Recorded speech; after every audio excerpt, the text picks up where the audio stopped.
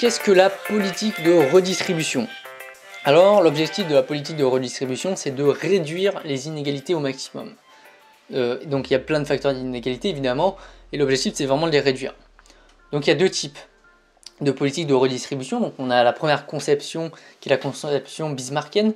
Donc en fait c'est le principe de l'assurance, comme l'assurance chômage. Donc il y a des personnes qui cotisent tous les mois, donc les chômeurs, enfin les travailleurs pendant qu'ils travaillent ils cotisent tous les mois, et lorsqu'ils perdent leur travail ils ont leur fameuse assurance chômage.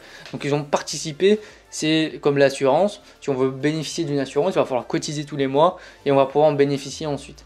La conception beveridgienne, je vais y arriver, donc là elle est plutôt sur le principe de solidarité en fait, comme la santé par exemple, où tout le monde peut en bénéficier.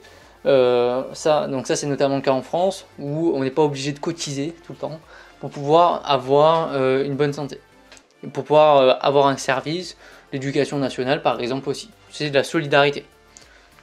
On a également aussi plusieurs formes de redistribution. Une première redistribution qui est horizontale, donc tout simplement c'est en fonction de son statut. Donc par exemple les actifs ils vont travailler pour pouvoir financer l'assurance chômage, les personnes qui sont en bonne santé ils vont cotiser aussi tous les mois pour pouvoir financer toute la partie médicale, tous les hôpitaux pour pouvoir soigner les malades.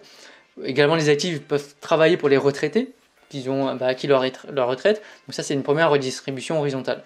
La redistribution verticale, elle prend en compte les revenus. Donc ça veut dire que c'est des personnes qui gagnent le plus d'argent qui vont être imposées, par exemple l'impôt sur le revenu, et qui vont être redistribuées aux personnes qui en gagnent beaucoup moins. Donc ça c'est la redistribution verticale.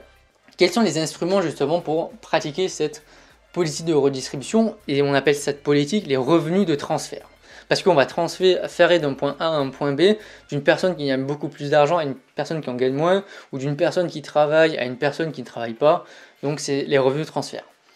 Donc il y a les prélèvements obligatoires, donc l'impôt sur le revenu pour les particuliers, ou l'impôt sur les sociétés pour les sociétés.